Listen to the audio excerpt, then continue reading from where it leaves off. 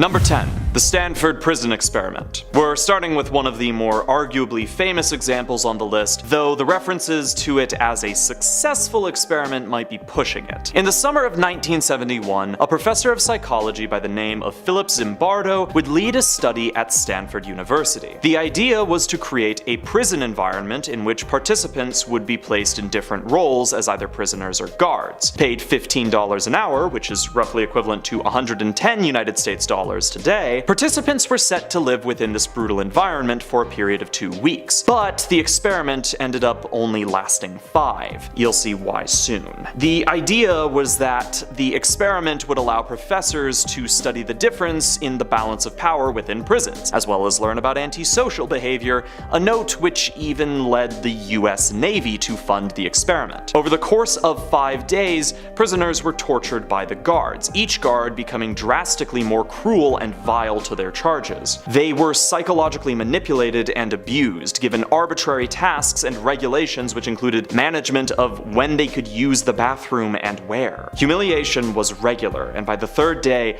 several prisoners underwent a few breakdowns and were released. On the 5th day of the experiment, Professor Christina Maslach would visit the experiment and immediately demand it cease. The next day, Zimbardo did halt the experiment and offered to pay all participants their full wages. It would later be revealed that the guards only acted in the ways they did under Zimbardo's instruction, which led to the impossibility of the experiment's reproduction and an immediate nationwide review of the ethics in experimentation.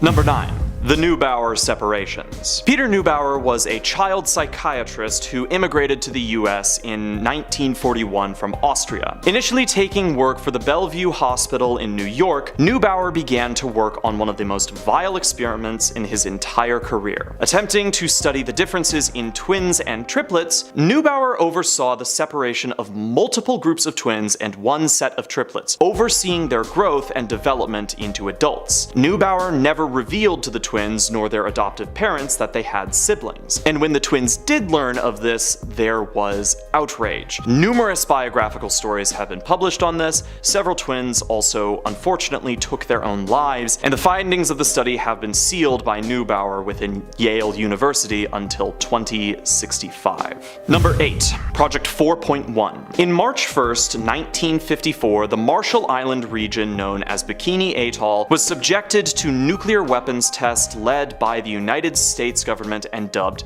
Castle Bravo. As a result, fallout was carried eastwards, contaminating 23 members of a Japanese fishing vessel and the entire populations of the Rongelap and Utrecht atolls. Instead of taking responsibility, the government organized Project 4.1 with the intent of studying the Marshallese victims. Ultimately, 239 Marshallese people were exposed, as well as 28 Americans who were stationed on one of the atolls. Effects included loss of hair, skin damage, lesions, and extreme development of cancer, as well as miscarriages and stillbirths. The US government has never attempted to give compensation for these actions. Number 7. Burke and Hare. 19th and 20th century medical history has had a long and troubled history. As scientists have attempted to better understand the human body, a number of them have taken extreme measures to obtain subjects. One of the more notorious of these involved William Burke and William Hare, two men working out of Edinburgh, Scotland. During a decline in legally supplied cadavers, Hare was lodging a friend who suddenly passed away. Turning to his friend Burke, the two decided to sell the corpse to Robert Knox. As more people lodged at the Hare's house, the two men took the life of a sick woman and sold the body to Knox.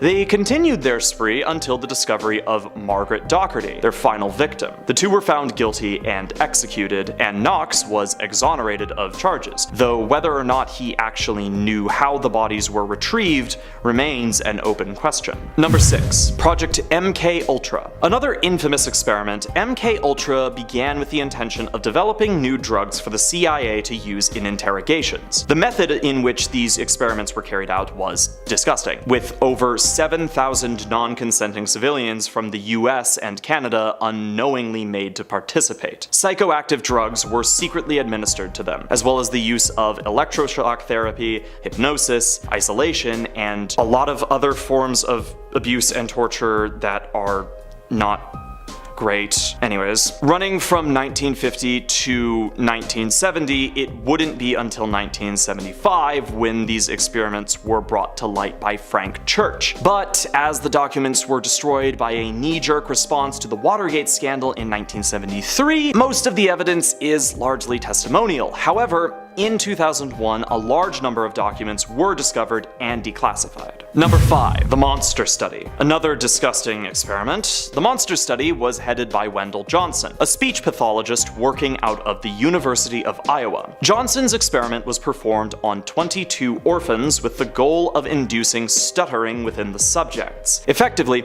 half of the orphans were given positive encouragement during their speech therapy, while the other half were mocked for their speech even if they didn't stutter to begin with. The staff would lie and pretend that the orphans were showing signs of potentially stuttering. The results? Well, it didn't induce stuttering as Johnson had hoped, and most of the subjects became withdrawn and extremely defensive.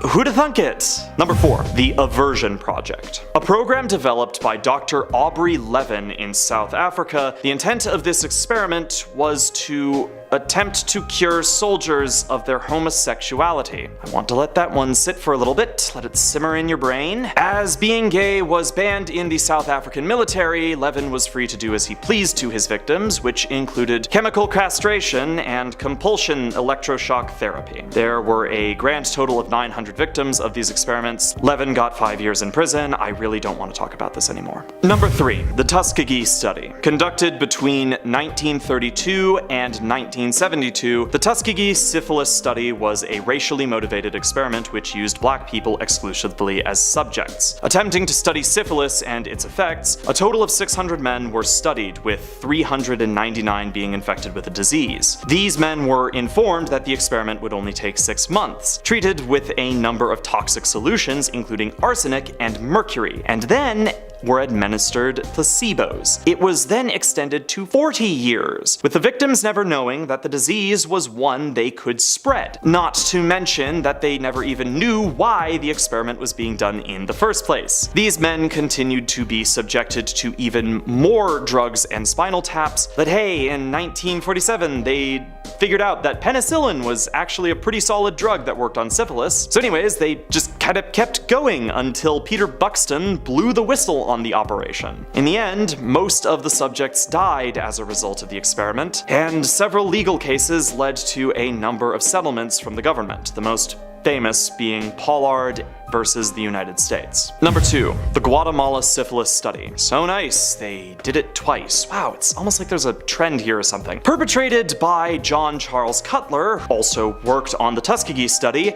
This study was initially meant to be inflicted on an Indiana-based prison, but instead moved to Guatemala. Why? Well, it isn't officially stated, but I think we can all probably guess. Subjects were exposed to syphilis, gonorrhea, and chancroids, with over 5,000 people having participated and 83 passing away during the experiment. And of course, the US government has never compensated its victims. Number 1. Unit 731. The horrors inflicted by the Imperial Japanese Army were many, but none so great as the ones inflicted by Unit 731. When the complex was built in Pingfang, the initial intent was to build biological weapons, and their test subjects were Chinese civilians, trained to view their victims as non-human and told to refer to them as logs. The experiments that were carried out by 731 led to the deaths of between 200 and 300,000 individuals.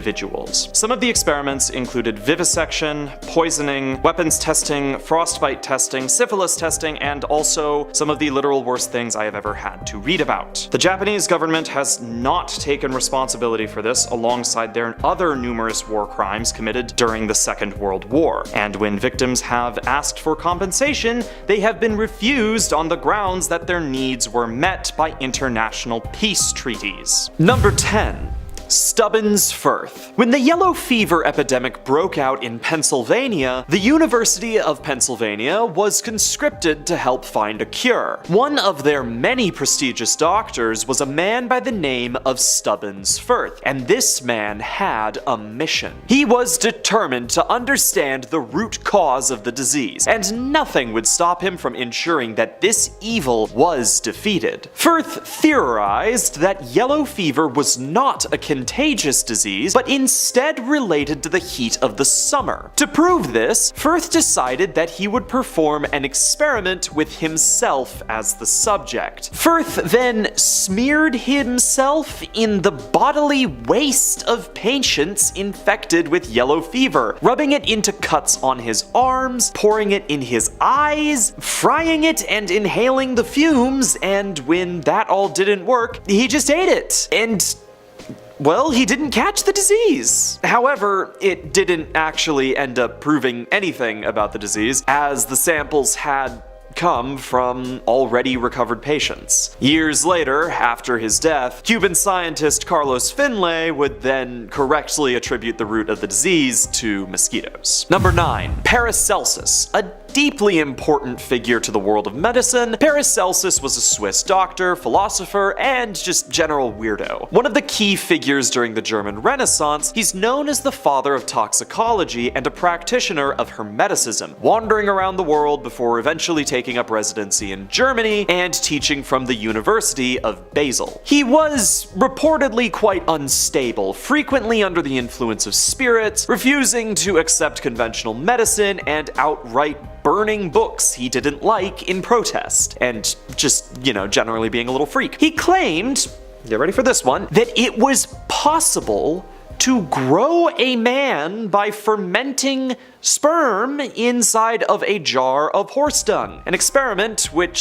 he carried an example of with wherever he went. Number 8. Jose Delgado. Alright, everyone else on this list is pretty evil. The last two were just, kind of funny. Jose Delgado was a Spanish doctor who worked out of Yale University. His research, on the other hand, was deeply disturbing. The neurologist's primary interest focused around the stimulation of responses in the brain using electricity, which he hoped to be able to use to force the brain to produce the thoughts and emotions that he wanted. In other words, actual mind control. And if that isn't terrifying enough, he also ran experiments on anyone he could find, which usually ended up being people who were either schizophrenic or epileptic. One of his more famous experiments was the one where he used a remote control device to make a bull stop its charge. Number 7. Robert Liston. Liston is an infamous surgeon who worked in the Victorian era. He quickly earned a reputation for being the fastest knife in the West End, and being able to amputate a leg in 2.5 minutes. That did happen, by the way, and the patient died of gangrene. He also amputated one of his assistant's fingers for some reason, and they also died of gangrene. Oh, and then, for some inexplicable reason, he lashed out at a surgical spectator who died from shock. What? Either way, Liston was also known as the first surgeon to use anesthesia in Europe, so...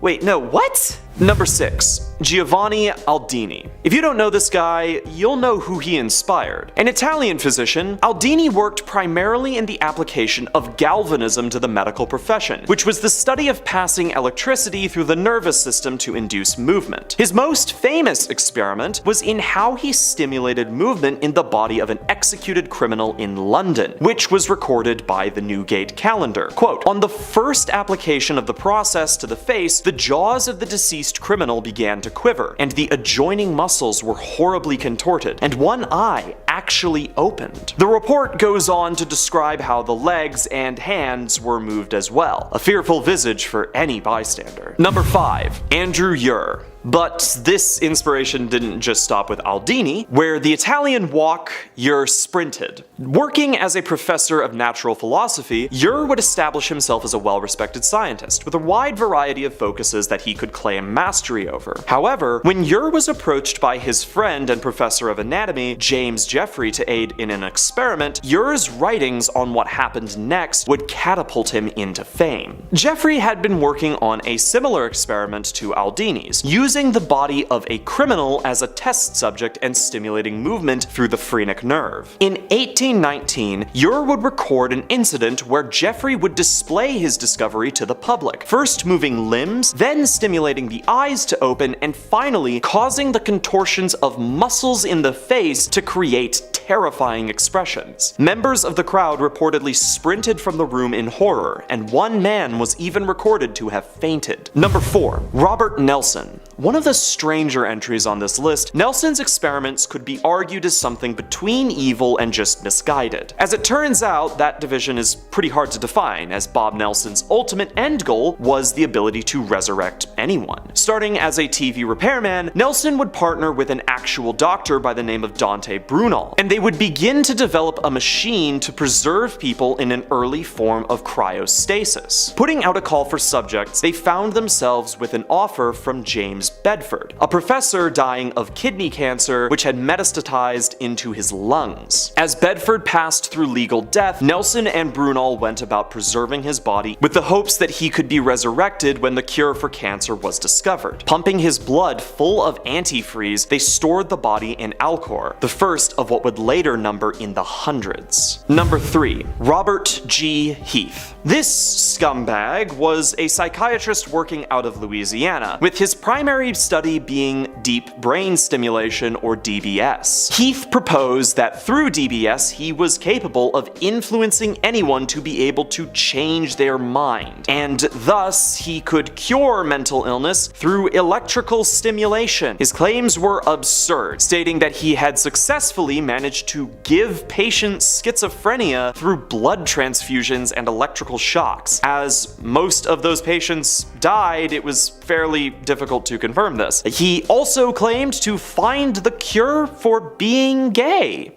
He claimed that he'd managed to quote-unquote cure a patient of being gay, since that was actually considered a mental illness at the time. It's also implied that he had an involvement with the Project MKUltra, though this remains unconfirmed, but extremely plausible. Number 2. Ilya Ivanov. A Russian scientist, if you couldn't tell immediately, Ivanov was a particularly strange scientist. The majority of his experiments revolving around two things. The first was the perfection of the method in which artificial insemination was done, which allowed for easier access to the technology, which was primarily used by horse breeders. His second interest was weirder. Ivanov apparently was extremely interested in creating a human-ape hybrid. Fortunately, he only attempted to do this through artificial insemination. Ivanov failed to create a pregnancy, but his legacy lives on as one of the most odd experiments ever conceived. Like, just why? Number 1. Shiro Ishii. There's not much to say about this man, and at the same time, there is so much more that needs to be said. Ishii was the Surgeon General of Unit 731, the perpetrator of one of the most notorious and vile series of experiments the world has ever witnessed. Some of these included infecting subjects with the plague, using live subjects for weapons testing, forced pregnancies, vivisections on live and aware subjects, and the induction of frostbite on live subjects. When Japan surrendered, he attempted to destroy the files that would indict him, but failed. Didn't matter either way, as he was granted war crime immunity by the US government and later employed by them to advise on bioweapons. I'm not joking. This man is a monster, did monstrous things, and got away with it scot-free. The Japanese government has not taken responsibility for the actions of Unit 731. Number 10. Back pain. We'll kick this list off with a horrific prison deal, okay? Around the early 1970s, a lot of experiments rather, they would involve prisoners. And more often than not, they were considered horrible and inhumane. Congressional hearings in 1973 revealed some shady stuff about these pharmaceutical industry. Officials were actually using prisoners for testing because they were cheaper than chimpanzees at the time. Yeah, they were cheaper than animal testing. That's a loaded sentence. That's all bad right there. Holmesburg Prison in Philadelphia specifically, they were a hot one. They did this a lot, sadly. Edward Youssef Anthony, a prisoner at the time who was actually featured in a book about all these horrible studies, he says he agreed to have a layer of skin peeled off of his back, which was then coated with searing chemicals in order to test this pharmaceutical. He did that for money to buy cigarettes in prison. It's terrible. He recalled weeks of intense itching and agonizing pain. I can't even imagine. All while serving time too. That's like the most bad. That's all bad. Number 9, Guatemala studies. The Guatemala study is, again, horrible, as are all of these in this list, but I can't even imagine dealing with something life-altering already, like a prison sentence, and then having to be a test subject on top of that. This is just torture at that point. The study began in 1946. American scientists gathered not just prisoners, but patients as well, all residing in a mental hospital in Guatemala. They were then infected with syphilis in order to test whether penicillin could prevent STDs. The study was, of course, useless. It led to nothing but sickness for those that were forced to be involved. In a lot of these cases, many patients didn't fully understand what was happening. They couldn't give their full consent, of course. That's why they sadly went to them. Because nobody in their healthy mind would ever agree to something like this, ever. It's disgusting. Number 8, Unit 731. The Imperial Japanese Army's Unit 71 conducted horrific experiments during World War II that definitely make the list. These experiments were meant to be done as a way to prepare for biological warfare, but the process was gruesome, of course, and extremely inhumane. Different medical schools and even universities provided these doctors and other research staff all to help conduct these experiments. There was a nice group effort done, and they used both prisoners and, again, civilians who didn't fully understand as subjects. There were a bunch of different experiments here that were conducted during this time, some of which involved injecting them purposely with pathogens. They would purposely inject them with cholera or anthrax or perform operations without using any anesthesia. It was the worst of the worst. It all happened in Unit 731. Number 7, stomach test.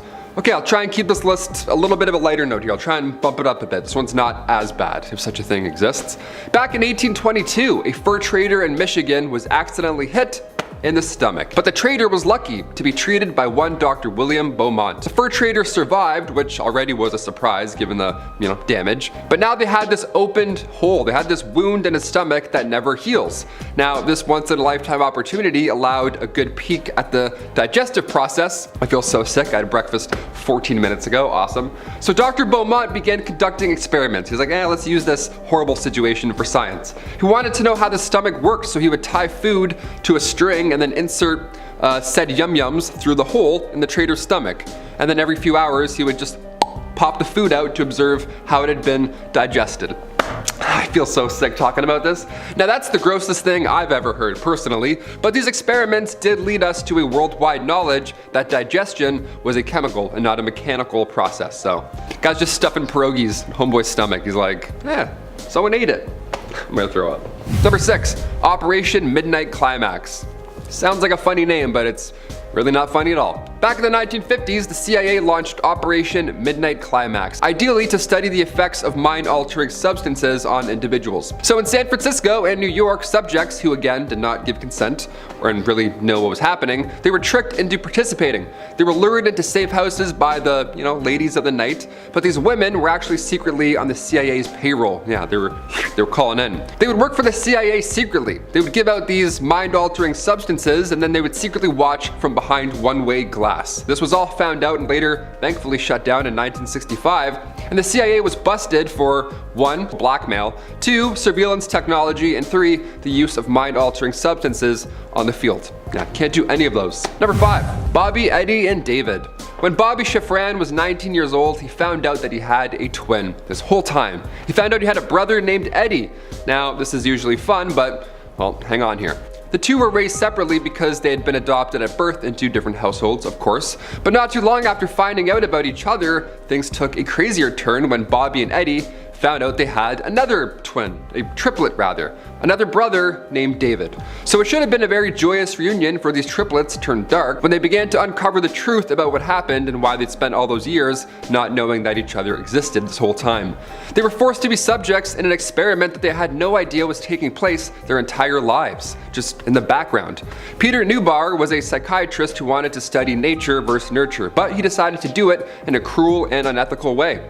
He believed that twins or triplets had a better chance of thriving in life if they were separated from their pair, and they wanted to prove this by unknowingly separating twins from each other at birth. Luckily, Bobby, Eddie, and David all found each other. Their story is documented in the movie The Three Identical Strangers. Number 4, MK Ultra. Okay, where do I even start with this one? This was a secret CIA project that lasted from 1953 to 1973. It's a very long time. They ran hundreds and hundreds of experiments to US citizens, and they gave them all mind-altering substances, you know, stuff I can't really say, all in attempts to crack mind control, or as they called it back then, information gathering. Nice. Hey, just hit that link down below. We're gonna gather some information. Keep your location on.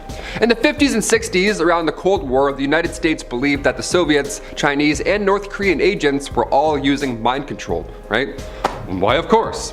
That was their best explanation towards these brainwashed prisoners of war in Korea at the time. So these horrible tests were then being conducted in universities, hospitals, and again, even prisons.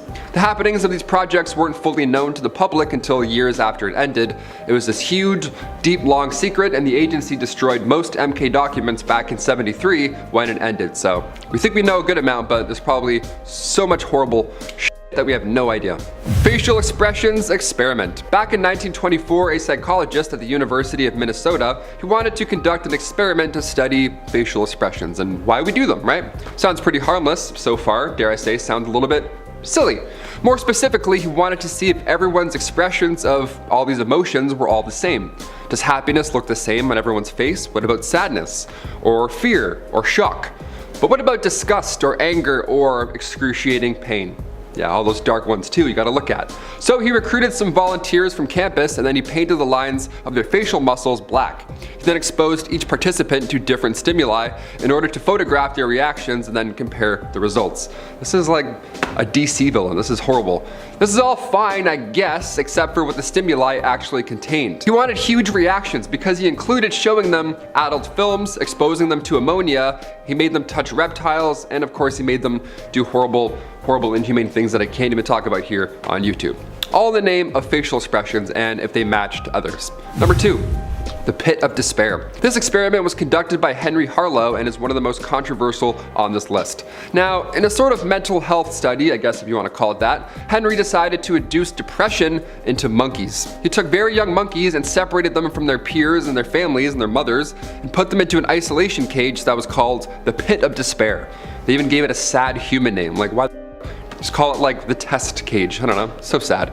Sometimes the monkeys would stay there for longer, more extended periods, and other times they would be repeatedly separated and put into the cage for multiple, shorter stays. These monkeys all proved to be extremely psychologically disturbed, of course, after the conclusion of this experiment, which should have seemed kind of obvious even before it started.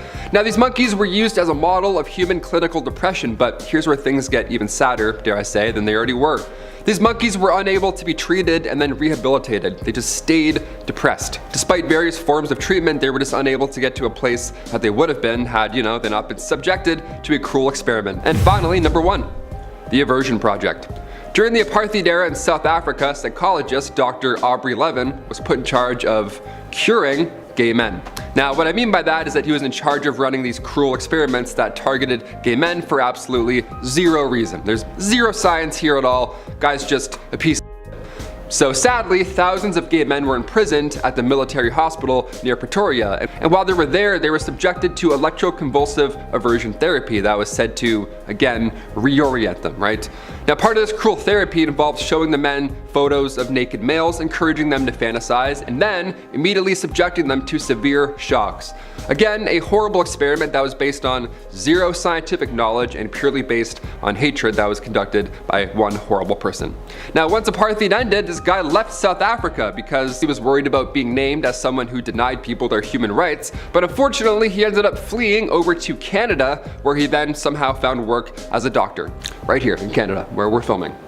We'll end on that terrifying note. In our number 10 spot, we have the hepatitis outbreak. Allegedly, in the 50s, there was a New York state-run institution for mentally handicapped young ones called Willowbrook State School, and it unfortunately was known for its uncleanliness, and as a result, the school had an outbreak of hepatitis. A doctor got wind of what was going on in that school, and he created an experiment that would assist in developing a vaccine. The only problem is the experiment would involve deliberately infecting the young ones with the disease. Horrible. His name was Dr. Sewell Krugman. The experiment received a lot of attention from the media, but the parents signed permission slips, so people let it go, unfortunately. However, apparently it was very hard to get into this school, so some think that parents felt that they had to sign these forms and allow it in order to keep their kid there. I can imagine that in the 50s there wasn't a lot of options, so that's truly sad, especially hearing that their only option was an extremely dirty school. In our number 9 spot, we have nuclear testing. In 1954, the US government started performing nuclear tests near the Marshall Islands in the Pacific Ocean. The US was performing a series of nuclear tests that they called Castle Bravo, and these tests unfortunately resulted in a yield larger than anticipated. This then led the government to create Project 4.1, where they decided to study how the humans,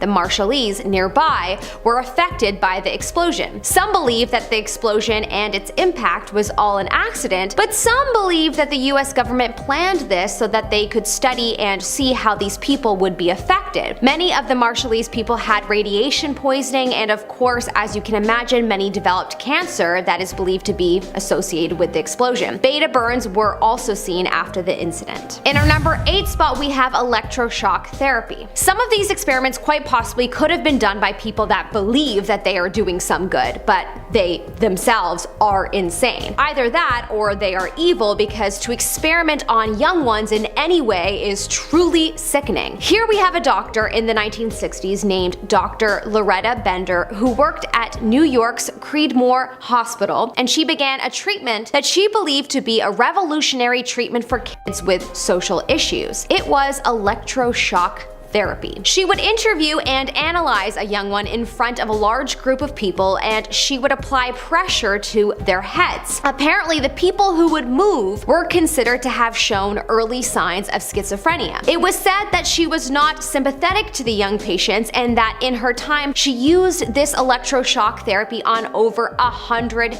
young ones. It is unknown how these young ones were affected long term. In our number 7 spot, we have the stuttering experiment. Here we have yet another experiment that makes my blood boil. I'll get to why in a bit. This test took place in 1939 by Wendell Johnson and Mary Tudor, and the purpose of this test was to analyze the psychology around why people stutter and or how it can be cured. These researchers experimented on 22 young orphans and separated them into 2 groups. One group got praise for how they spoke, and the other group got negative feedback. The group that got negative feedback had normal speaking orphans suddenly begin to develop speech problems that apparently they had for the rest of their lives. I myself have struggled with speaking in my past, and that is why I actually started pushing myself to be in front of the camera and practice. So it's definitely hard to hear about experiments like this that could truly make or break the confidence of a young person. So gross. In our number 6 spot, we have the prison transplants. From 1913 to 1951, there was a surgeon doctor at California's San Quentin prison by the name of Dr. Leo Stanley, who obviously had access to many patients in the prison, and so he began to start testing on them. The experiments would range from sterilization to potential treatments for the Spanish flu to performing transplant surgeries. The transplant surgeries would actually be testicle transplants using testicles of executed prisoners, and sometimes from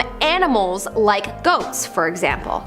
Yeah, that is truly horrific and definitely evil, and arguably he should have been in this prison. Isn't it weird how many horrible prison guard or prison doctor stories there are out there about them mistreating the inmates? Something that I'm sure a lot of prisoners were imprisoned for. Makes you think. In our number 5 spot, we have the Guatemalan test subjects. From 1946 to 1948, the US government, the president of Guatemala, and the health ministry in Guatemala were all in cahoots with each other, and they began performing experiments on Guatemalans without their consent. They were made to participate. Doctors deliberately infected people with syphilis and sexually transmitted diseases to track their untreated natural progression. Holy moly. When you think about it, that was after the war and only 76 years ago. It would be naive to think that this would never happen again. These patients were only given antibiotics to help. This resulted in 30 deaths, however, that is only what was documented. We don't actually know how many deaths actually occurred from this. It was only in 2010 that the US government made a formal apology for their involvement. In our number 4 spot, we have the Tuskegee Experiment. This one is another experiment that is just simply so gross that it's hard to even talk about. In 1932, the US Public Health worked with the Tuskegee Institute to track the natural progression of untreated syphilis. 600 people from Alabama were experimented on and infected with syphilis, and of the group, 399 already had syphilis. None of them were told that they had a disease that was life-threatening. They were told that they would receive free health care for participating, free meals, and burial insurance. The study continued till 1972, long after a cure was found. Many passed away and got severely ill from this experiment. In 1997, the president at the time, Bill Clinton, apologized to those affected, and he called this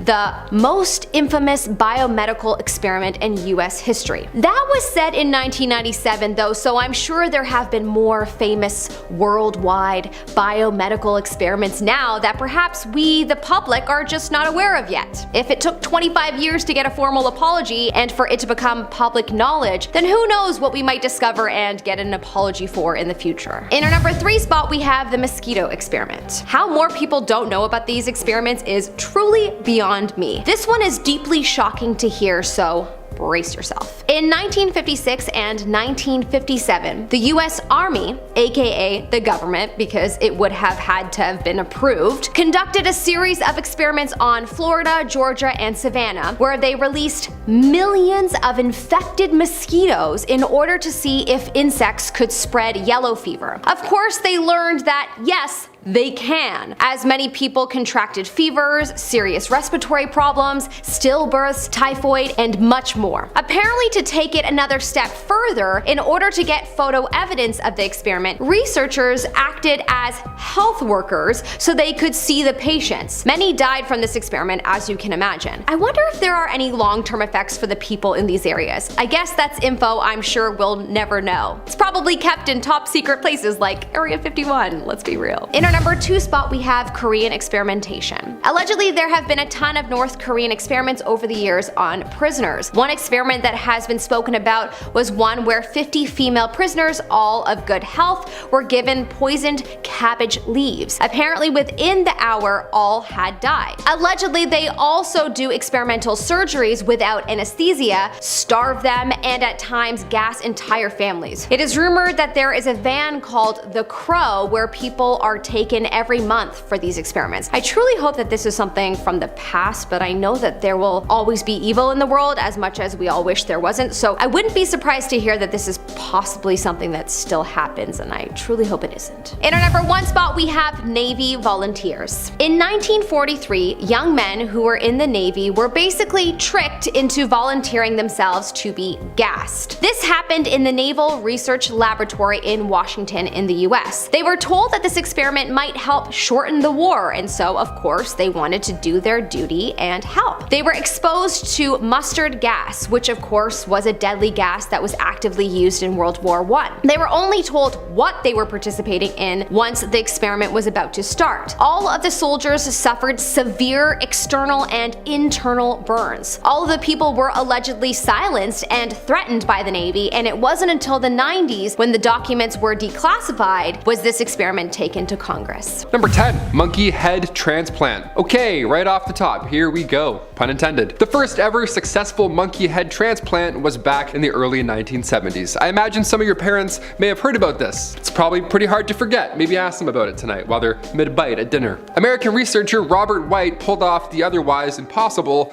in a slow, tedious operation. White took the head of one monkey and then attached it to a headless monkey. Yeah, add a little time and energy and voila, this actually worked. Yeah, believe it or not, the monkey actually tried to bite one of the surgeons once it came to, which, I mean, totally fair. I'd be a little pissed off too if I just had a different body all of a sudden. Sadly, the monkey passed away 9 days later, which is much further than I ever thought. But the fact that this actually happened is 1, terrifying, and 2, dare I say, miraculous. This is some sci-fi stuff right here.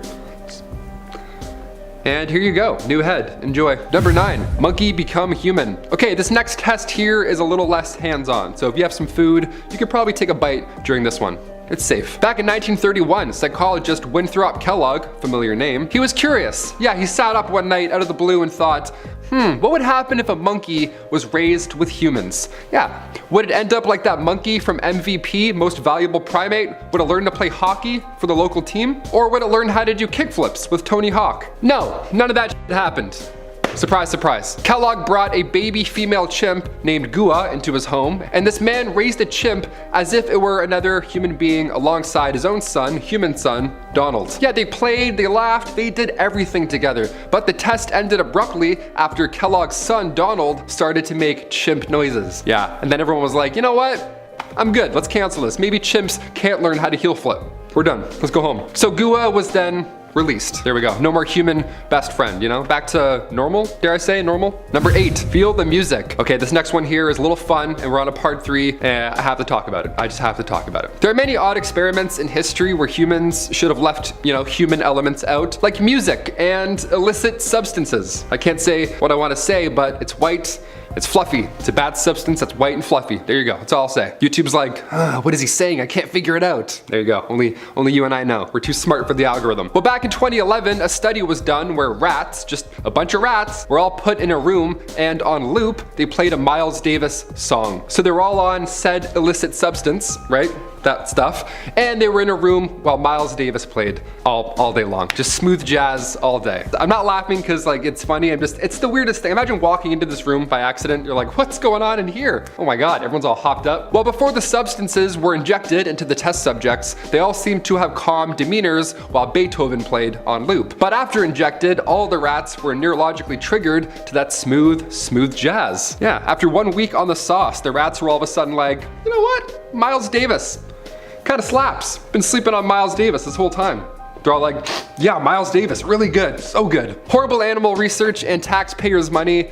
Yeah, we love dark history here on Most Amazing Top 10. Number 7, the first pregnancy test. If you're looking past the ancient Egyptian times and their use of barley and urine to determine if somebody is pregnant, you'll often land on this experiment from the 1930s. Now, it was developed in 1931 by Dr. Maurice Friedman at the University of Pennsylvania Medical School. Now, what would happen is doctors would inject a rabbit with urine from a woman who was suspected of being pregnant, and the rabbit's ovaries could easily tell if that was the case. Accurate test? Yeah. Historical? Of course, it changed the game. Would it also end up with the rabbits passing away? Sadly, also a third yes. It's sad, but more often than not, when humans are involved with any medical process, the test subject dies. Before having its head transferred to another animal or something, you're like, what the f is happening here? Number 6, small brain and big brain. This next one here, again, we're on a part 3. We're getting into some f***ed up stuff. Here we go. In the early 19th century, humans were figuring out a lot of firsts, especially German researcher Karl August Weinhold. He was on the quest to prove to all that the brain and its nervous system were both attached by wires. Yeah, in order to do so, he took brains and spinal cords of deceased cats, and he filled the cavities inside with zinc and silver batteries. And like we know now, the obvious happened. The bodies began to reanimate as if they were alive again. It's like it's black magic. Or batteries. Probably batteries. It's definitely the batteries. This was the first time this type of test was done, and now we use electricity and silver for other ways, of course. But thanks to this curious doctor, the early 19th century saw some early Bill Nye the Gross Science Guy stuff. Again, imagine walking into this room by accident. Like, ho, what's going on in here now? Number 5, the multi-dog. Ah, nice. I love dogs. Let's get a bunch for the price of none. Back in the 50s, when a Soviet scientist, Vladimir Demikov, created a multi-dog, Time magazine had to cover it. Of course, this is a feat in science. As cruel as it sounds, of course, the adult dog had a newborn grafted to its neck. It's impressive, but also you're like, ew, my God, Jesus. So when it grew, it could survive off the blood of the main, bigger dog. The body, for lack of a better term, gross. When observed, the puppy did have its own characteristics, which was the craziest point here. Some say it was playful with its growls, just as the other dog's characteristics would be. It's a sad 1950s Soviet animal experiment, so of course the animal didn't survive for a long time. It just, all of a sudden it was on something's neck, and then it was in the next life. That's horrible. Number 4, the great razor auk. Once thriving in colonies off North Atlantic coast, the great auk would grow to 30 inches long, and its wings would only be used to swim. They were little cute tiny boys. They were cute, but quite defenseless, obviously, since they're not here anymore. Around the 1500s, European fishermen discovered this perfect area for hunting, and it just happened to be where most of these great auks were all living. Yeah, Newfoundland. Go get screeched in and then take out 1,000 auks. There we go. It was packed, so they rapidly declined. And by 1950, the last 2 known specimens were hunted by a single fisherman on LD Island. What a But now, scientists plan on using genetic information extracted from their fossils or preserved organs, people how they have, birds in jars and stuff like that. They plan on editing their DNA into the closest living species, which is now the razor-billed auk. So yeah, the organization Revive and Restore may bring these birds back to life. So cute flappy wings may just return. Remember that game Flappy Wings? Disappeared from the App Store so quick. Disappeared faster than number 3, the dodo bird. Dodo birds were once big and beautiful. These flightless ground nesting birds once filled islands all over the Indian Ocean. They had massive talons, they were gray and blue, they didn't have any natural predator until, we came along. Sorry, we got hungry. Around 1507, the island was discovered by Portuguese sailors, and the rest is history. They were the easiest bird to hunt, hence the phrase, dead as a dodo. That's where it comes from. They weren't just loved by sailors either. No, monkeys, rats, pigs, any animal that made its way to the island easily had their eggs for lunch. And reminder, they were big eggs. So it didn't take a long time for the dodo bird population to be completely wiped out. The last dodo was hunted in 1681. Again, imagine being that guy. What a dick. But could it be? Could we bring the dodo back to life with science?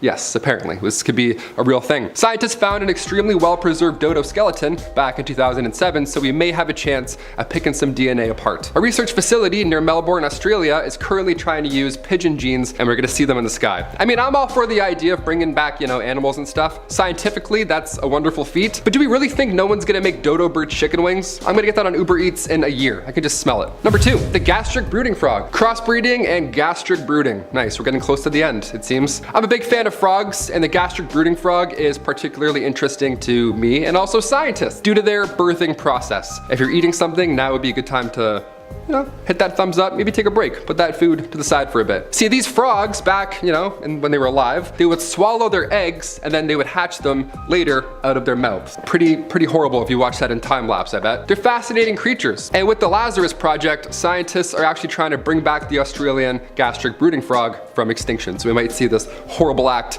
in person. You might go to catch a frog and then all of a sudden it'll be like, wah, and then a baby will come out of it and you'll be like, all right, I'm all set actually, how about that? They went extinct back in 1983, but scientists have figured out how to implant dead cells into a fresh egg from an entirely different frog species. Amphibians are declining worldwide, so if we can get these guys back out of extinction, it would be 1 point for Gryffindor. We'd be looking a lot better. That's all I'm saying. And finally, number 1, Martha. Look, I like to keep it light, so I have to end with my girl Martha. The passenger pigeon once flocked over the skies of Canada. This was the 19th century, and it looked a lot different. Billions of these bright orange birds would just paint the skies, and rumor has it, they would fly in flocks so large that it would block the sun out for a short amount of time.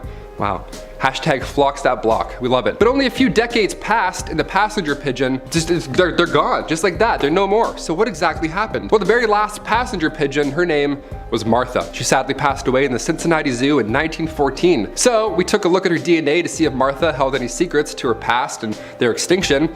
And we found a couple. They discovered Martha had a low genetic diversity for such a growing population. Natural selection and hunting eliminated the nicest looking pigeon, arguably. The last one died in 1914, but in 2019, paleontologists found remains of the pigeon in protected indigenous lands in the Northwest Territories. So now they blended passenger pigeon DNA with dinosaur DNA, so that's always exciting. We've seen a few movies on how that can go wrong. We're bringing back pigeons with a touch of dinosaur. I'll say it again, on one hand, I'm glad science is allowing us to, try again, have another go. But look at the pigeons we have now. Those pigeons are hardcore. These things will walk onto the subway with you. Pigeons today will ask you for change. They're ruthless. They're covered in mustard. It's not the same. These graceful birds from the 1910s, I feel like we're bringing back Captain America. You know what I mean? I don't think these old school chaps will appreciate the new game of pigeons. They're a little dirty. I don't know. I don't think they're ready, and I don't think we are either. Starting our list off at number 10, Ilya Ivanov. Beginning in the late 1800s, here we go. Soviet biologists, they actually got permission from the country to breed hybrid ape humans. What did you get up to last summer?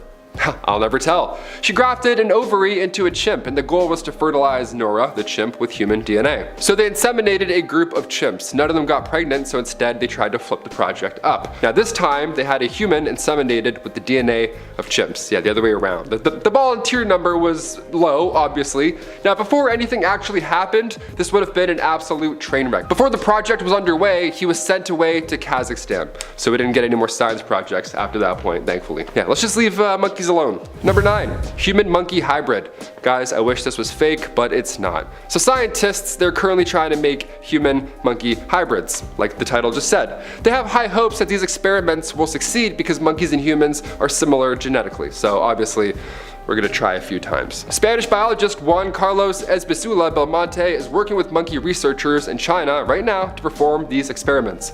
So basically they're mixing human cells into monkey embryos and then they're just gonna see what happens, I guess. I don't know.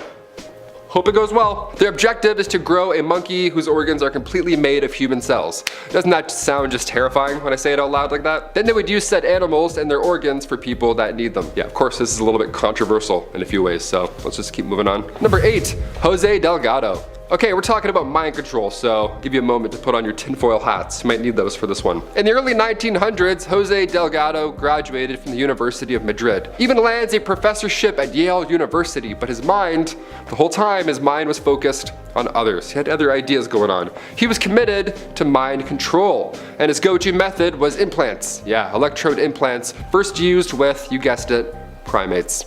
Yeah, 3 for 3. Weird. He would use a remote control to make them do certain moves, even, moving on to mind controlling a bull. So he was kind of changing the animal game up as he went. He liked to improvise. He got in the ring with said mind controlled bull, but then oddly enough, the bull was calm. It didn't attack. That's weird. Almost like there's an implant in his brain and he doesn't want to do anything. Reports say he stopped the bull last second before it charged. I call bull.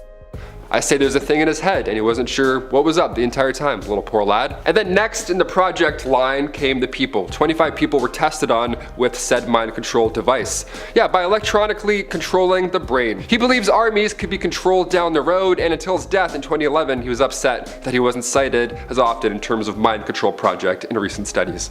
Yeah, weird. Guy who mind controlled animals in the 1900s. We're trying not to do that maybe. I don't know. That's why we're not talking about you. Number 7, see-through frogs. Here we go. Just when you thought frogs were already hard to spot, boom, now they're invisible. Good luck catching them. Back in 2016, through artificial insemination, scientists successfully took the DNA of 2 kinds of recessive color frogs, black-eyed frogs and gray-eyed frogs. Then they combined them together to create a frog whose skin is now always translucent. They made an X-Men of a frog. We love it. The see-through factor allows observation of organ growth or cancer formation. That's the human science thing. And it kind of helps when you can see the problem, I guess. No dissection needed for further study, right? Just looking through you. That's pretty intrusive. I don't know. Imagine being see-through all the time. Like, hey pal, my eyes are up here. Quit staring at my pancreas. Number 6, Tigons. Let Tigons be bygones. Let's never do this ever, please. I was gonna say liger, but that's been used before. We all know what that one looks like. Tigons were a real hybrid animal that you could see for yourself at both the London Zoo and the Manchester Zoo at one point in history. This was of course back in the late 30s, where folks didn't bat an eye towards these kind of projects or these kind of things. Yeah, step on up and see the Tigon, a tiger head and a lion body, and a tiger tail, all together to make a big old pile of holy. Yeah, that's what happens when you put animals in the same cage. Sometimes they get along a little too well. Tigon hybrids were seen long before the 90s as well. In 1837, for example, Queen Victoria was gifted a Tigon. That's odd. They're like flowers or a hybrid creature. What do we give the Queen? Number 5. DIY. Not sure how many times I have to say this in life, but don't try any crossbreeding at home, or ever for that matter. Thanks. Keep it up. Because things obviously go south. For example, back in 2010, a woman named Julie Leroy, she was working as an animal control officer when an owner of a pit bull puppy said she didn't want to keep her. Okay, this happens often. But when Julie saw the dog, she was in complete disbelief. She was like, yeah, I'll take this living animal. I'm not a monster. I can commit to this for sure. Thanks. People who abandon animals also, you're the devil. Don't do that. This dog, it was a hybrid animal. It wasn't healthy, but all the more reasons why you should stick around. The dog had a squished up body, a huge jaw, and a bad underbite, and it was oddly shaped. But you gotta love him still. Look, he's so cute. God, I want him. Little bread dude. That's because the dog suffered from short spine syndrome. That's because they got the dog from a backyard breeding place who was carelessly breeding a bunch of these dogs together. Just no effort at all. No care. Thankfully, Julie did bring the dog home and gave her a loving time. Sweet little thing. Olivia and I want a dog so badly. I would definitely take this little hybrid lady in a heartbeat, for sure. A little bread bed for her. Oh, I love dogs, even if they're, hybrid and created in a backyard. Number 4, glowfish. I never had a fish tank growing up. I don't know, not sure how I felt about a starfish just watching me sleep for hours on end. Back in 2012, Yorktown Technologies created hybrid glowfish. They were first created from zebrafish, but now there's a whole plethora of glowfish that you can purchase. Tiger barbs, rainbow sharks, you name it, everything is glowy now. I guess to hype up Avatar 2, I don't know. I don't see why we needed hybrid glowfish. Why are we doing this? Can we stop? Bioluminescence is natural. We see octopus or deep sea fish that have it naturally. Scientists in Singapore were originally originally aiming to modify fish to spot toxins in polluted water in an easier way. Cool. But on one hand, you're like, oh, these fish are pretty beautiful. They're glowy. Can I have one, please? Alan Blake, co-founder of said Yorktown Technologies, wanted them to glow only when near toxins. Now, this was back in 2003 when they first started. Guy wanted real-life notifications in the water. Cool. Today, we're at a point where glowfish are just being sold to houses for reasons. Just because. Do you want a glowfish? I don't know. Am I the only one that's like out of the loop with like the glowy fish vibe? Comment down below if a glowfish is something you want or now want. Oops, sorry. Number 3, savanna cats. This one's been talked about for a while now. How do we feel about savanna cats? I want to hear about this one as well. In May 2012, the International Cat Association registered this savanna cat as a new breed. It's official, we got a new cat. Just what the world needs. More cats. I'm allergic, so, pardon my beef. The international cat community confirms it. Now, it all started in the late 80s when Judy Frank crossbred a male several with a domestic Siamese. The offspring, in turn, was appropriately named Savannah. Yeah, now we have cats with big ass ears, and they're so cute. I can't help it, they are so cute. Domestic cats mixed with wild African cats. I mean, it sounds like you're gonna get a cat. I don't know how to tell you. This is like a science experiment that they're like, oh, it worked. And apparently they're great. Apparently they're not too crazy temper-wise, but they're fun and they're energetic. Great for families. Who knew? Better than glowfish. Any day. Any day. Number 2, pig human. Scientists at the Salk Institute for Biological Scientists, what a mouthful that was, have created a human-pig hybrid. Yeah, in 2017, when worlds collide, let's do it. An embryo was placed in an adult pig for 4 weeks, and then when it was taken out and further analyzed, the embryos, not only one survived, but they also contained some human cells. So their hope now was to grow human organs inside of pigs, instead of, waiting for a donor. Impatient, but okay, we're listening. In 1910, zoologists figured out that it might even be possible to create hybrids between humans and their closest relatives as well. Yeah, no matter how this ends, either Planet of the Apes or Planet of the Pigs, I did my part, okay? I recycled. I didn't f with animal DNA, like Jurassic Park. I just kinda got a job. I don't know. Hands are clean. And finally, number 1, Stubbins Firth. We saved Firth for first. Let's do it. This is one of the craziest science projects I've ever heard of, so buckle up. Stubbins Firth, a researcher from Pennsylvania back in the late 1700s. First of all, as you could probably guess, methods back in the 1700s were often messy and pretty much illegal in every way. Firth was a doctor in training at the time, and he decided to prove to the world that yellow fever was not contagious. Yeah, imagine if you had Twitter. Firth would surgically insert vomit from his patients with yellow fever. He would insert vomit into his body. He would insert all their yuck into his wounds, all over his face, his eyes, you name it. He was trying to get it. He was going the extra, I'm gonna throw up. He was going the extra mile, all in the name of medical research. Even urine and saliva too. Anything yucky, he was rubbing it in. Firth, to all of our surprise, did not get sick. He was proud of that one. He told everybody the news loudly. He mansplained it at like 4 a.m. We look back now though and we realize Firth just sampled late stage patients, so they were further along. Much further, say, than the contagious period. So basically he volunteered to dump all the on his Yeah, science. History is gross. Science as well. Gets a little messy sometimes. Kicking off the list at number 10, glowfish. I never had a fish tank growing up, but if I did, I probably wouldn't want any hybrid glowy fish bouncing around in there, that's for sure. I don't know. That's what lava lamps are for, no? That's a completely different vibe. You'd be doing this while you're trying to sleep. Trying to dodge out glowfish. Back in 2012, while the world was otherwise, preoccupied with not dying or whatever was supposed to happen in 2012, Yorktown Technologies created a hybrid glowfish. They were first created out of zebrafish, but now there's a whole plethora of glowfish that you can purchase, not just the zebra kind. We got tiger barbs, we got rainbow shark, and betta. I don't know what betta is, but we got them, and they're glowy. We figured out how to make them glowy, I guess to hype up Avatar 2. I think that was supposed to come out back then. I don't see why we needed hybrid glowfish, but here we are. Bioluminescence is natural. We see octopus or deep sea fish that have it naturally, that's cool. But when it's not natural, you can tell, you know what I mean? It looks plasticky, it looks not right. Scientists in Singapore were originally aiming to modify fish to spot toxins in polluted water easier. But then on one hand, you're like, they're pretty mesmerizing. They're glowy, we like them, they're cute. Alan Blake, co-founder of said Yorktown Technologies, wanted them to glow only when near toxins. Yeah, this was back in 2003 when they first started. The guy wanted real life toxin notifications in the water. That's crazy. Oh, toxins, there we go. Good idea, but like, there's other ways, I think. Also, don't fish love shiny things? These guys would be lunch in like a matter of minutes. Today we're at a point where glowfish are being sold to houses for for reasons. Do you want a glowfish? I wouldn't be able to sleep. I don't want any part of that. It doesn't affect them in any way. It doesn't hurt. Apparently their skin just changes. I don't know. That kind of feels like a big deal to me. I'd be like, what's going on? Help. Number 9, see-through frog. Yeah, just when you thought frogs were already hard to spot and catch, boom. Now they're invisible, pal. Good luck. Back in 2016, through artificial insemination, scientists successfully took the DNA of 2 kinds of recessive color mutant frogs. They took black-eyed and gray-eyed frogs, and then they did science. That's what they did. They just smacked them together, and they're like, whoa, that was so easy. They combined them together to create a frog whose skin is always translucent. Yeah, I mean, there's a reason for this. It's cool, but there's also a reason. The see-through factor allows observation of organ growth or cancer formation without having to cut into them. You know what I mean? Kind of helps when you can see the problem, right? No dissection needed for further study. That was the goal here. Not bad. But imagine being see-through at all times. I'd be like, hey pal, my eyes are up here, okay? Quit staring at my pancreas. Gotta move on. Number 8. Savanna cats. This one has been talked about for a while now. It's pretty common, weirdly enough. How do we feel about savanna cats? Let's talk about these little critters. In May 2012, the International Cat Association, I want to work there, first of all, they registered this savanna cat as a new official breed. It's official! The international cat community confirmed it. And it all started in the late 80s when Judy Frank crossbred a male several with a domestic Siamese. The offspring was appropriately named Savannah. Yeah. Imagine if I was like, no, it's actually Amanda. I lied to you. They just called them savanna cats for no reason. In turn, now we have cats with big ears. We did it, folks. We did it. Domestic cats mixed with wild African cats. I mean, it sounds like you're gonna get another cat. And we did.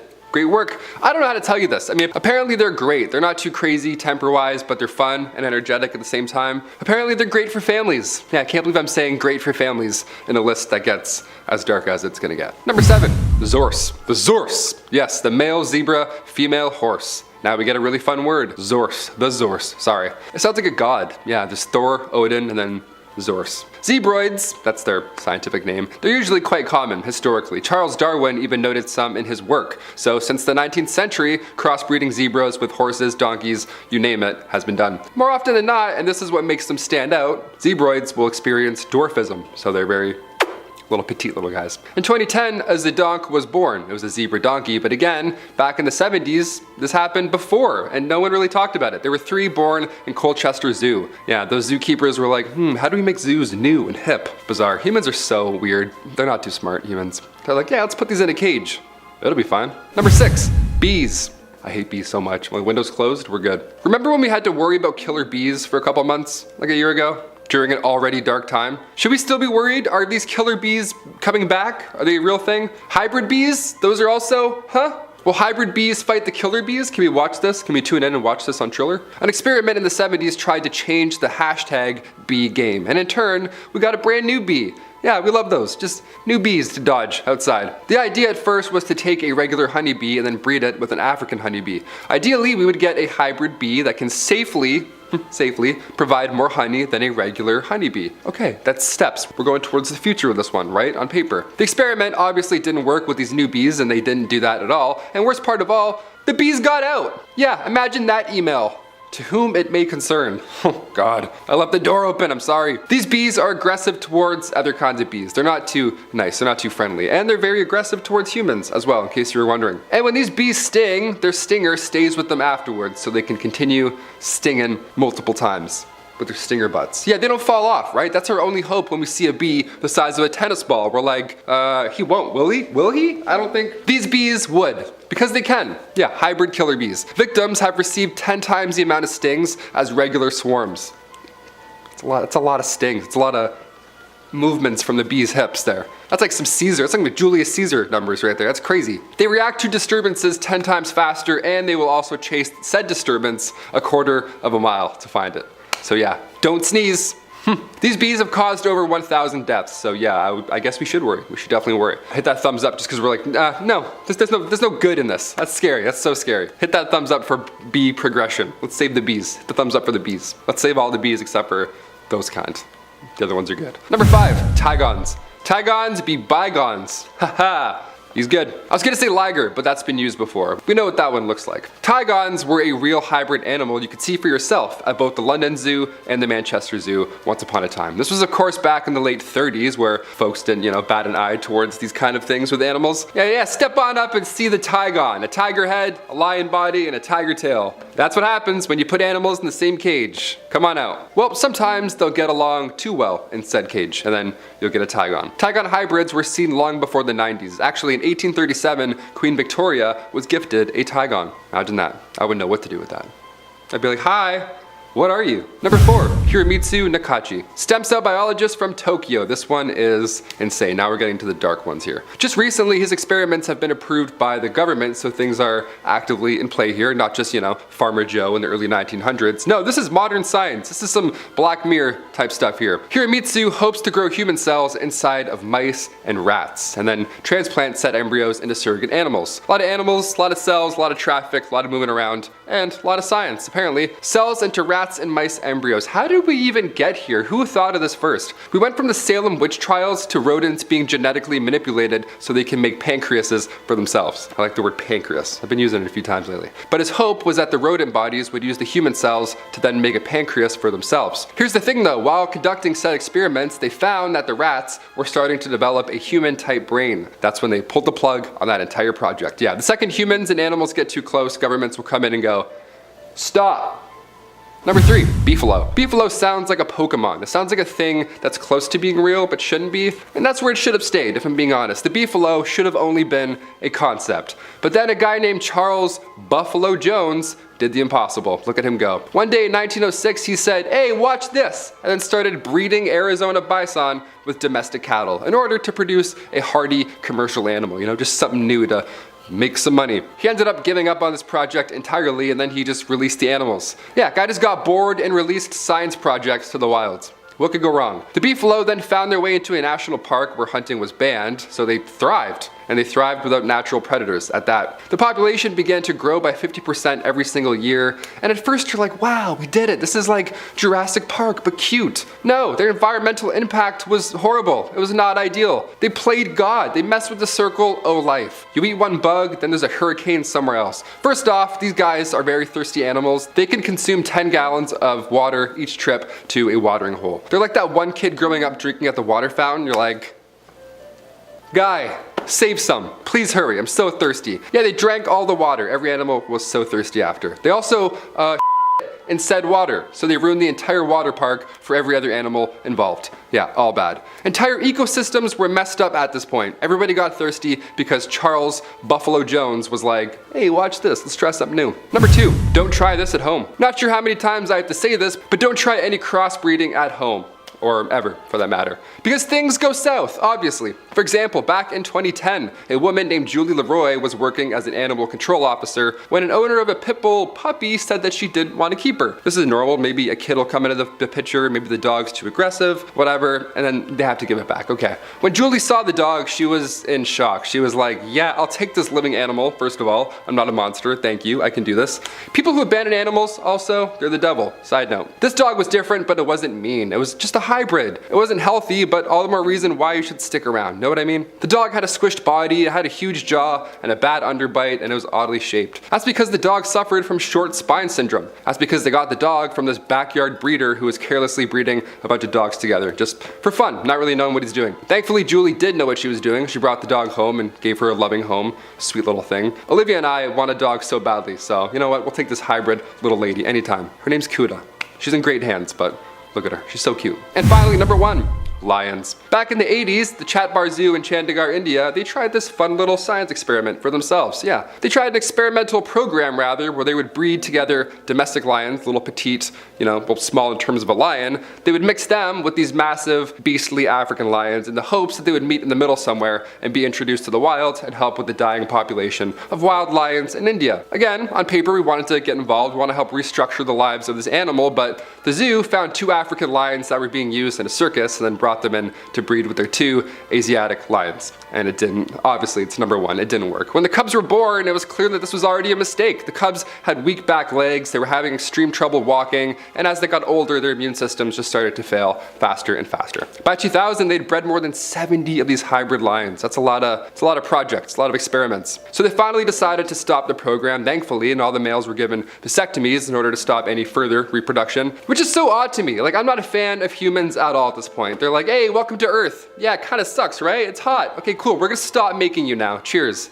What? Naturally, thankfully, there are laws that prohibit officials from just killing these animals, so now they're just simply waiting for them to die naturally, which is, it's better. It's certainly better, but still, stop messing with nature, guys. How many times do I have to tell you? Stop messing with nature. Kicking off the list at number 10, the aviator suit. When it comes to new ideas and new inventions, it almost seems messy at first, all the time. It's always a horrible start. And today's list is quite messy. A lot of horrible experiments done with groups of unaware subjects. To kick this grim one off, we'll look back to the early 1900s. We'll start with Franz Reichelt, a known inventor of the time. He invented his own version of a wearable aviator suit. It was a parachute. It was made of 320 square feet of fabric. It wasn't light at all. And in 1912, Franz wanted to test this new invention out in public, but instead of using a dummy and throwing that off the Eiffel Tower, Franz wanted to be brave and he strapped himself in. And the rest is history. Dark, horrible, fast history. Number 9. The Hoffling Hospital Experiment. This experiment happened all the way back in 1966, so a bit more recent, in a time where the rules of psychological experiments, well, didn't really exist, really. I was gonna say they were kind of loose, but no, they were not really a thing at all. Because of this, the nurses that were all part of this experiment had no idea that they were participants, which nowadays is totally illegal, very illegal. The night nurse would receive a phone call during the shift, and on the other end would be Dr. Smith, who's actually the researcher in this scenario. He would ask the nurses to check the medical cabinet to see if they had a drug called astrotin, which was actually a drug that was made up for this experiment, and it was actually just a placebo, so don't worry too much. The astrogen would clearly state the maximum dosage of 10 milligrams, but Dr. Smith would ask the nurses to administer 20 milligrams. They were told that the doctor was in a hurry and he would sign the papers later and all that jazz. This just had to get done that night. This had to be delivered to the patient ASAP. If the nurse decided to give the patient the drug, they would be breaking 3 rules. They're not allowed to accept instructions over the phone, the dose was double the maximum limit stated on the box, and the medicine itself was unauthorized. Big 2. And it was not on the ward stock list, so it shouldn't be used in the hospital in the first place. Big 3 red flags right there. Out of the 22 unknowing nurse participants, 21 of them went to administer this. Yeah, big oof on that one. Yikes. To be fair, that's the entire point of this test. This is nothing towards the nurses. I'm not ripping on them at all. I mean, this was 1966. We didn't know quite a bit back in the day, you know what I mean? This really showed the pressure nurses are put under randomly in the middle of the night, if anything. Number 8, UCLA schizophrenia experiment. Starting in 1983, UCLA researchers Michael Gitlin and Keith Neutraline went to great and pretty unethical lengths just to see how people who are suffering from schizophrenia relapse. Yeah, basically they're trying to figure out if there is a way to predict the relapse, or a psychosis episode of some sorts. Now, sounds like a good idea on paper, I guess, but the way you go about things, historically, come on, we could have done a lot better. Unfortunately, this experiment involved recruiting hundreds of participants who were all being treated for schizophrenia at the time, and then just taking them off their meds completely. Yeah, as I said that, you at home probably went, ooh, yeah, that's exactly right. What a horrible idea. Like, we're going the opposite way here. We're not supposed to do this, right? There's no suitable plan and order for when they could return to their medication. And they also didn't do a good job making sure these patients were actually safe during these experiments. They're like, yeah, let's just take people off their meds, see what happens. It's horrible. It's one of the worst. Unfortunately, the results were as bad as you thought and proved to be fatal when one of the participants, Antonio Lamadrid, ended up taking his own life. Again, not sure what we expected here in this sense. An article from 1994 also said the doctors failed to get proper consent from the patients as well. Just a cherry on top of this horrible experiment. Just when you thought it couldn't get worse. There you go. Number 7, psychic driving. British psychiatrist Donald Ewan Cameron is to blame for this one. Remember that name. Don't listen to anything he says. He created the psychic driving concept that the CIA found interesting, to say the least. Basically, psychic driving was a procedure that subjects patients to a continuous, repeated audio loop of something that's intended to change their behavior. Just the same line or the same whatever over and over thousands of times. And through the course of their treatment, they would also be paralyzed while being exposed to the loop message. Yeah, the worst thing ever, right? So the CIA heard about this and started sending money to fund Cameron's experiments, but he actually didn't know it was coming from the CIA because they used a fake name. Classic CIA. Cameron would subject patients to paralytics and electroconvulsive therapy, stronger than usual as well, just to make things worse, just at a horrible limit. The experiments were mostly conducted on patients who entered the institute for more common problems like anxiety disorders or postpartum depression, and ended up leaving with permanent effects from his actions. These included things like amnesia, being unable to speak. Some people forgot their parents' names and thought that the interrogators were actually their real parents. Just horrible things. Their minds were just so confused. Brutal stuff. Number 6, Go pills. Here in Toronto, we have Go trains, Go buses, but not Go pills. Not yet. Hopefully not ever, actually.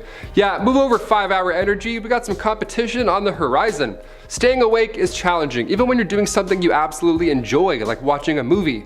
You'll still fall asleep. It just happens, we're human. My dad fell asleep in a theater once in the moving chairs. I couldn't believe it. Guy's 3D glasses were falling off of his face. I was in shock. But he works a lot. He works crazy hours, he's older. That's where Go pills were supposed to come in handy. Workers who have these long shifts and work late hours to pay the bills. This pill was supposed to keep you up for 40 hours straight. So a bit much, I'd say. The US Defense Advanced Research Project Agency, or DARPA, which is much less air coming out of my mouth, is currently funding this pill. But what if it's mistreated? I can't even begin to imagine the negative effects something like this could have on people.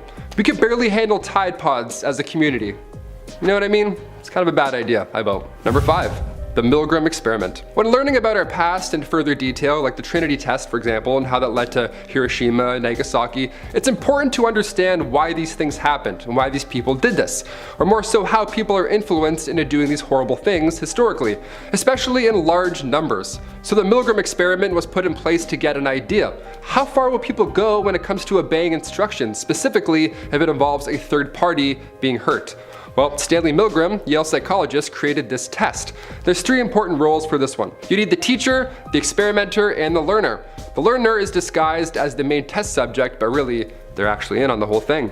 The real subject is over here. The teacher, the one administering pain to the test subjects. So they're told by this higher figure, whoever, to keep upping the pain every time they get a question wrong. They're like the rule maker. So the real test here is to see how far humans will go when hurting others under direct authority. It's important to note that the subject also isn't actually getting shocked at all. Again, they're in on it. They play it up. They play it up more and more just to see what's going on. These tests were underway in 1961 in a basement at Yale University. In college, I did improv. That's wild. That's a wild after-school curricular activity. Number 4, Unit 731. The Imperial Japanese Army's Unit 731 conducted some pretty horrible experiments during World War II that certainly are going to shock anyone who learns about them. This is wild. This definitely belongs on this list. The experiments were meant to be done as a way to prepare for biological warfare, but the process was horrible and extremely inhumane, as are most of these things. Different medical schools and universities all provided doctors and other research staff to help conduct these experiments. Big group effort, nice, way to go guys. They used both prisoners and civilians as test subjects. There were a bunch of different experiments that were conducted during this time, some of which involved injecting them with pathogens like cholera or anthrax, or operations with just no anesthesia, just weapon testing, all painful stuff, really the worst of the worst. Number 3, MK Ultra. We have to include a mind control project. Do you believe in mind control? Some claim they're born with it, like an X-Men, so if that's you, you know where to meet. MK Ultra, where do I start? Okay, it was originally a secret CIA project that lasted from 1953 to 1973, where they ran hundreds of experiments to US citizens. They gave them hallucinogens in an attempt to crack mind control, or sorry, as they called it, information gathering. Yeah, it's like what Apple says. Oh, we're just gathering information. Yeah, okay. In the 50s and 60s, around the Cold War, the United States believed that the Soviets, Chinese, and or North Korean agents were all using mind control in the war. That was their best explanation towards these brainwashed prisoners of war in Korea at the time. Yeah, it's gotta be brainwashing, nothing else, right? Horrible tests were being conducted in universities, hospitals, and again, in prisons.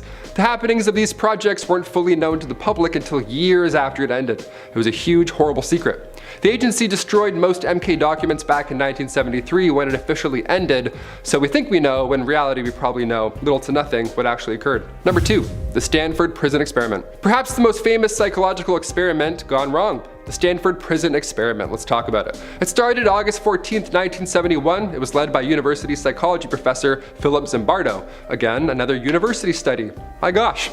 I mean, to be fair, Hogwarts was also messed up, but Hogwarts wasn't real now, was it? The Stanford Prison Experiment was very Very real. The experiment took volunteers and divided them into two groups. One group of prisoners and one group of guards. And they placed all these volunteers into a fake prison that was created for the experiment, okay? The experiment aimed to see if and how quickly humans would turn evil, under the right conditions, of course, with the right amount of power. Yeah, pretty twisted, right? It's basically a group version of the Milgram experiment. It was a test to try and answer the question of if humans are inherently good or inherently evil. And after just 6 days, we found out. Yeah, 6 days later, the experiment needed to be concluded because the guards began absolutely tormenting the prisoners in the worst ways possible. It really showed the kinds of things humans can be capable of, even after just a short amount of time, less than a week. And humans are like, oh, I'll be evil. And finally, coming in number 1, facial expressions experiment. Yep, a wild one to close her off. The facial expressions experiment. Okay, back in 1924, a psychologist with, you guessed it, the University of Minnesota, classic university stuff, he wanted to conduct an experiment to study facial expressions, right? Sounds pretty harmless so far, dare I say sounds a little silly. More specifically, he wanted to see if everyone's expressions of emotions were all the exact same. Does happiness look the same on everybody? Does sadness? What about fear or shock, disgust, anger? What about those? So he recruited some volunteers from campus and then painted the lines of their facial muscles black. And then he exposed each participant to different stimuli in order to photograph their reactions. He wanted to compare all these results side by side. The stimuli at hand was intense. This guy wanted big reactions. He included showing them adult films, he exposed them to ammonia, he made them touch reptiles, and of course horrible things that I can't talk about here on the tube of you. You know what I mean? Horrible, horrible stuff. All in the name of facial expressions. What an awful experiment. What a dark one.